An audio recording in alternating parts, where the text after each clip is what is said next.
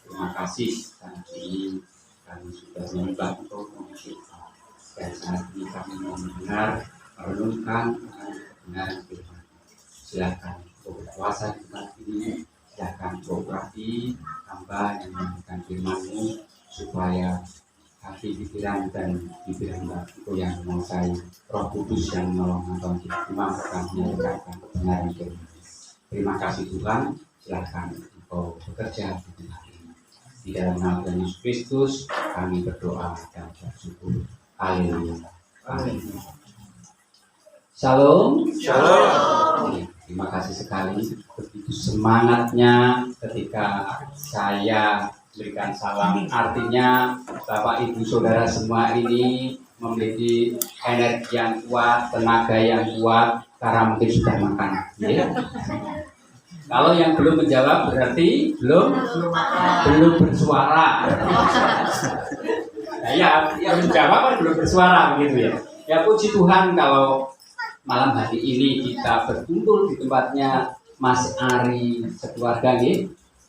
Kita dalam keadaan baik, dalam keadaan sehat, tanpa keluhan suatu apapun, puji Tuhan. Dan saat ini saya berterima kasih sekali kepada Mas Ari dan keluarga yang sudah mengundang kami semua untuk beribadah, yaitu ibadah ucapan syukur pada malam hari ini.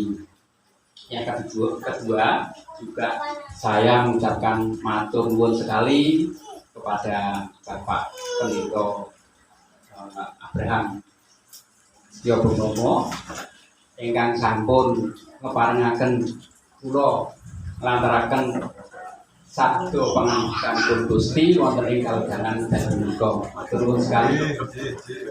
Ya.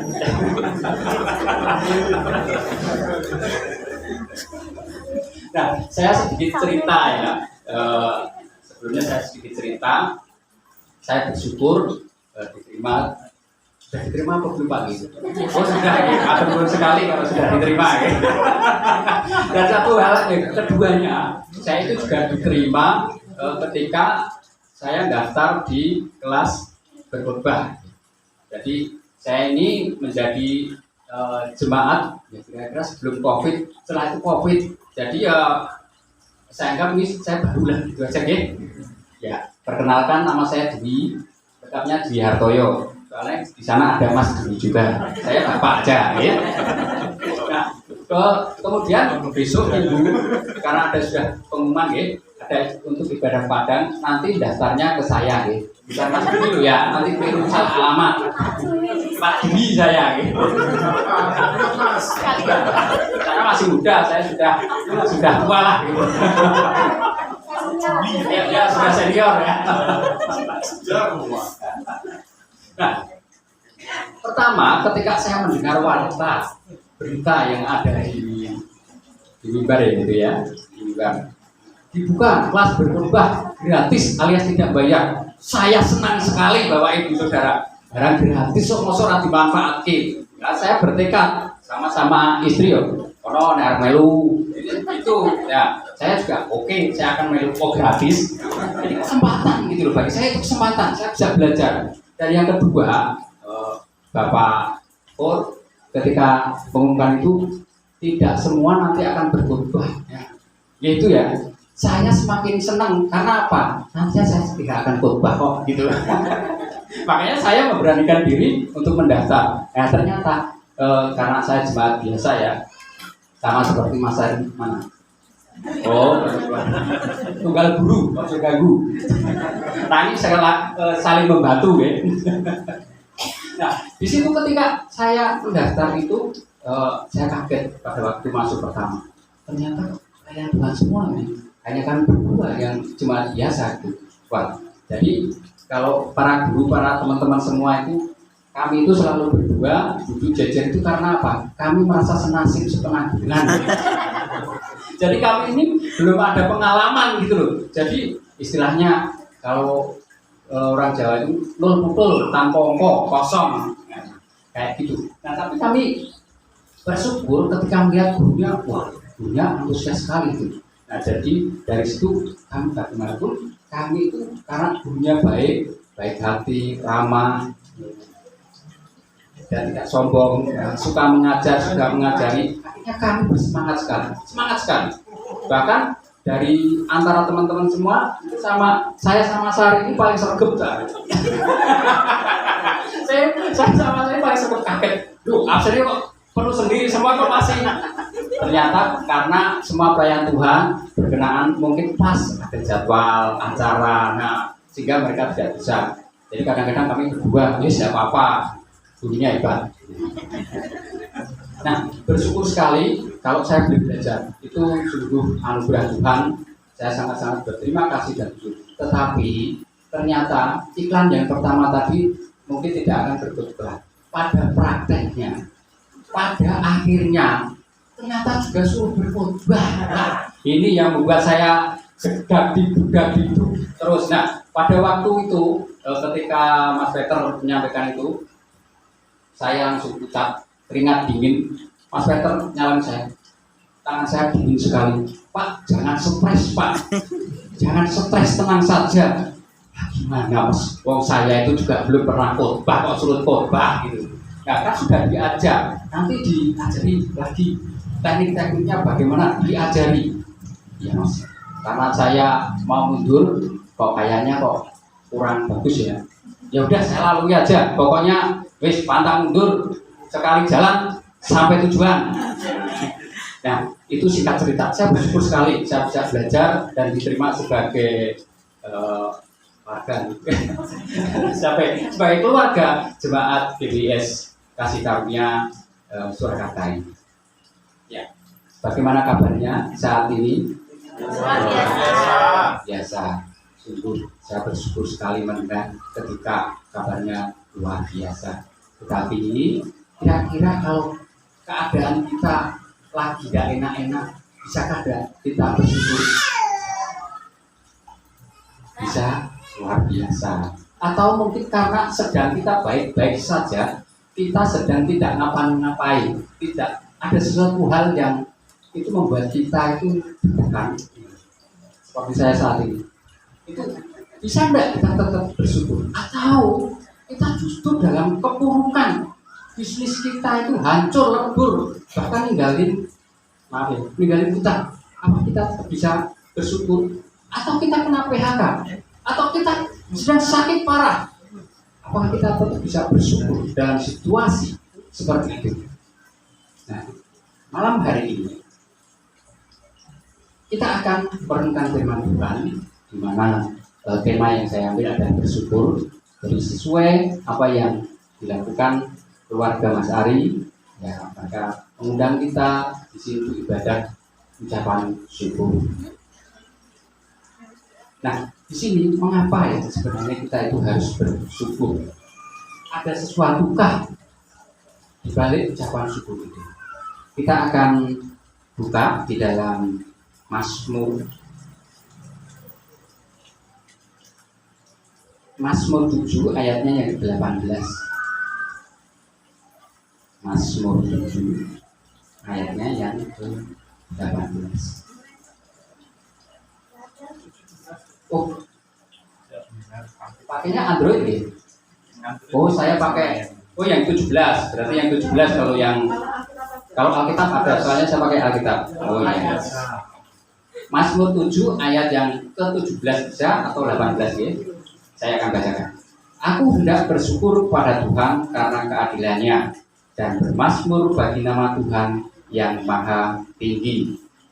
Ya, amin. Nah, di sini pemazmur dia itu hendak bersyukur. Jadi ada suatu komitmen di dalam hidupnya, memiliki suatu tekad di dalam hidupnya, yaitu hendak mengucap syukur kepada Allah karena dia mengalami hal sendiri, yaitu dia mengalami keadilan Tuhan di dalam hidupnya. Ketika melihat hal ini, dia bisa bersyukur karena pengalamannya dia bersama dengan Tuhan. Pengalaman dengan Tuhan itu akan membuat kita bisa bersyukur. Kita bisa mengucapkan syukur itu kepada Tuhan. Nah, sedangkan arti bersyukur sendiri itu apa? Bersyukur itu adalah suatu ungkapan kita terima kasih kita kepada Tuhan karena Tuhan telah memberikan segala sesuatu kepada kita. Ya. Kata bersyukur ini sangat mudah sekali diucapkan, benar? Ya, coba bersyukur. Gampang sekali ya. Ternyata semua bisa mengucapkan, tidak ada satupun yang terlewatkan. Artinya kita bisa bersyukur. Itu. Nah, kemudian tapi kata bersyukur itu juga seringkali itu sering dilupakan. Sering dilupakan. Oh, dilalah lali karena sibuk. Oh, dilalah lali karena gawean akeh. Dilalah lali keturun. Itu seringkali terjadi. Saya juga pernah mengalami. Kadang-kadang ngantuk sekali, belum 2 malam sudah bablasan. Tahu-tahu sudah pagi. Nah, kemudian kita mau belajar mengapa kok kita harus bersyukur. Kenapa tidak bersyukur? Ya. Kita buka di dalam 1 Tesalonika 5.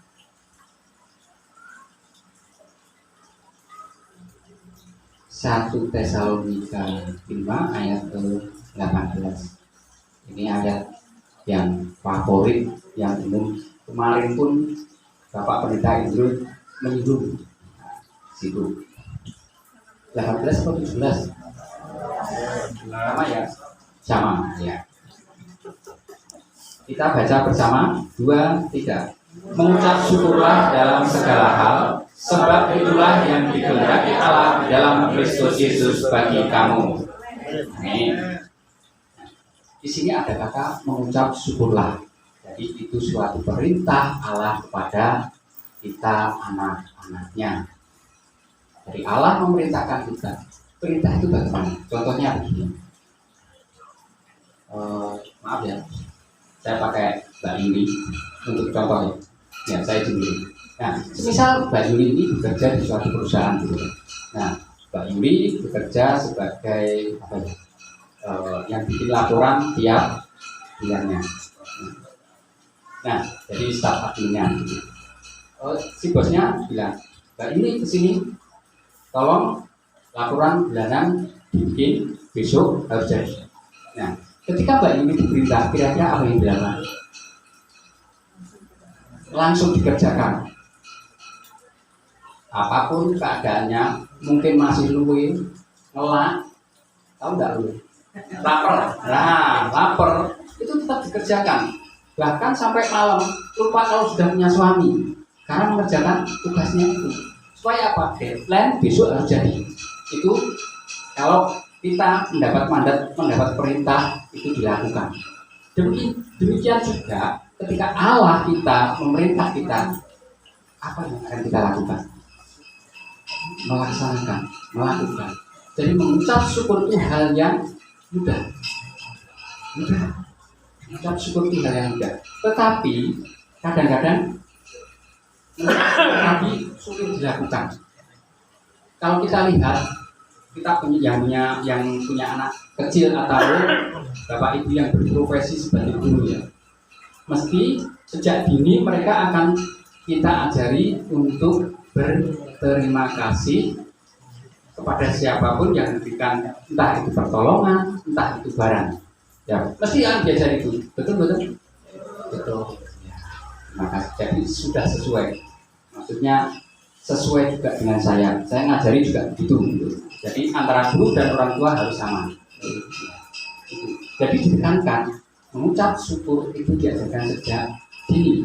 Kita sebagai anak-anak pun juga harus mengucap syukur kepada Allah sejak dini. Sejak kita menerima Tuhan sebagai Tuhan dan Juru Selamat pribadi, seharusnya kita hidup mengucap syukur kepada Allah dengan segala kondisi, dengan segala apa yang terjadi di dalam hidup kita tetap mengucap syukur. Kemudian di situ mengucap syukurlah dalam segala hal. Nah, Tuhan menghendaki kita itu supaya mengucap syukur dalam segala hal, baik itu sehat baik itu sakit, baik itu bahagia, baik itu dalam keadaan terpuruk sekalipun. Saya pernah waktu itu masih COVID ya, itu saya mengalami yang namanya bagi saya apa ya, sungguh itu sangat membuat saya merasa posisi di bawah. Beberapa hal yang kami alami. Yang pertama itu sakit. Jadi pas COVID itu kena COVID. Nah, itu membuat kami juga ya deg-degan juga ya, namanya COVID itu. Terus kemudian di situ di atap rumah itu, karena saya tinggal di rumahan, itu dimakan rayap. Ya, ketika saya naik di atas, ternyata wah, kayunya itu sudah pada dimakan itu. Ya, saya melihat Tuhan izinkan supaya saya punya uang dulu, saya bisa memperbaikinya. Nah, ketika saya melihat itu, hal yang pertama ya saya semproti semua, tetapi tidak lama kemudian ya, internetnya, plafonnya itu dimakan dan itu sudah agak jatuh gitu. Nah, saya Tuhan dalam kondisi seperti ini, saya mengalami hal ini, Tuhan kok izinkan, apa yang kau kehendaki buat aku Tuhan. Nah, ya setelah kami sembuh, ya akhirnya saya lepas sekalian saja itu plafon. Nah, setelah itu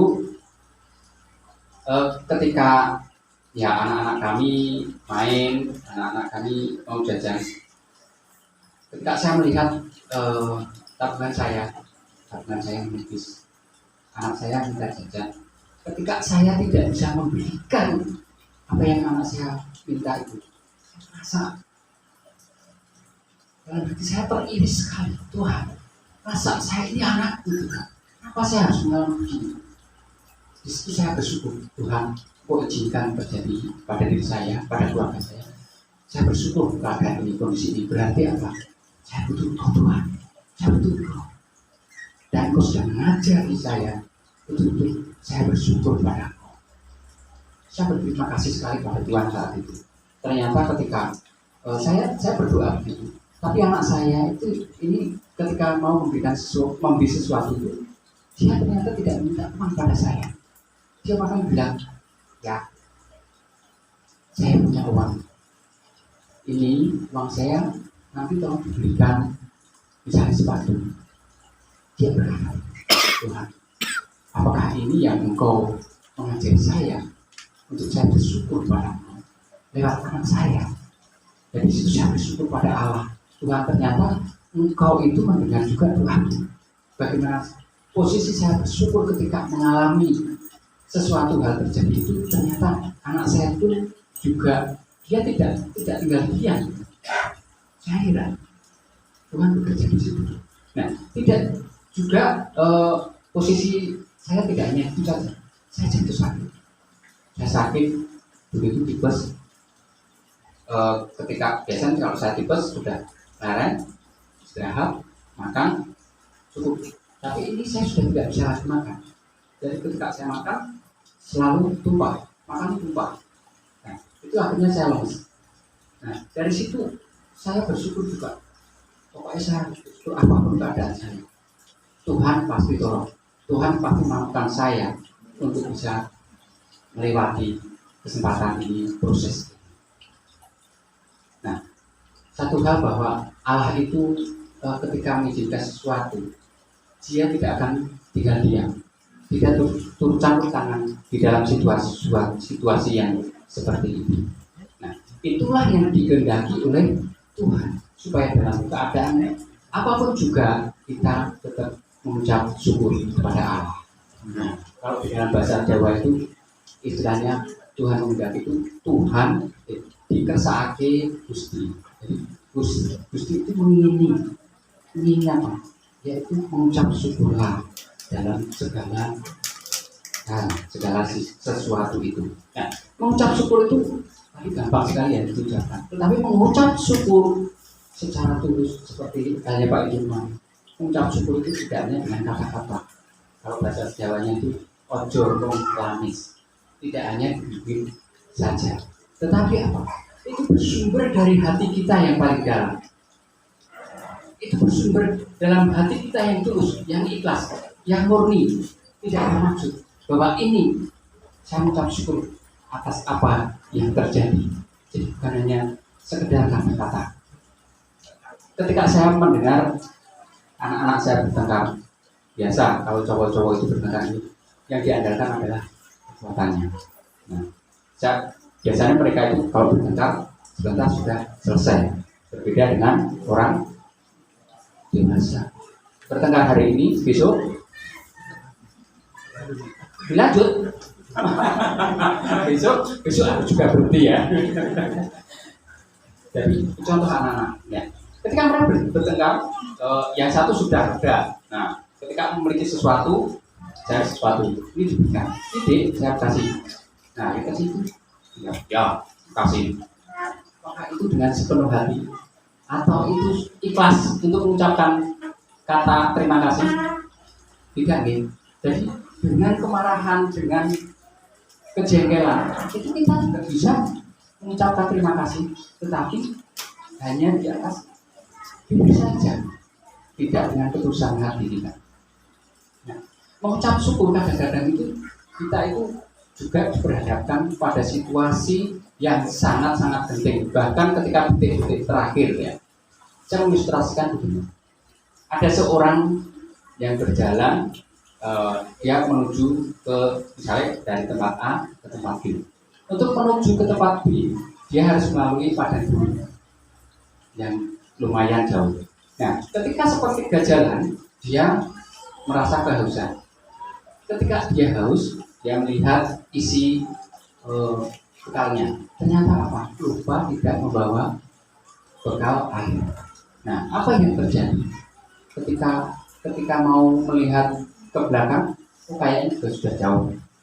Melihat ke depan, kayaknya saya masih sambil. Dia berjalan terus sampai ke tengah-tengah. Melihat belakang dan melihat depan, itu dia berdiri di tengah-tengah. Pada saat itu dia merasakan sangat-sangat kehausan. Dia letih, lesu, dan bahkan hilang tenaga. Kita itu pun ikut nyebut. Jadi punang-punang istilahnya. Padahal punang itu malam hari, tapi itu siang hari itu muncul juga. Karena dia merasakan sudah begitu sengsaranya kehausan itu dehidrasi. Nah, ketika melihat sambil berpunang-punang melihat di depan itu ada kira-kira 10 meter lah, itu ada botol yang berisi air. Nah, di situ ketika melihat botol itu dia semangat, dan tadinya itu sudah hampir putus asa, dia semangat, dia mau mengambil botol itu, mengambilnya. Nah, ketika dia mau mengambilnya karena sudah dengan sisa-sisa, akhirnya dia berangkat seperti yang berusaha dengan sekuat tenaga daripada dia diam. Mungkin dia akan dehidrasi dan akibatnya akan sebenarnya lebih. Dia dengan berjuang dengan sekuat tenaga dan akhirnya bisa mencapai botol tersebut dan ternyata betul itu isinya. Nah, ilustrasi yang kedua, ya, kita buat perbandingan. Yang kedua, misalnya ketika saya sedang haus dan ternyata di depan saya ini ada air. Nah, kemudian saya ambil dan kemudian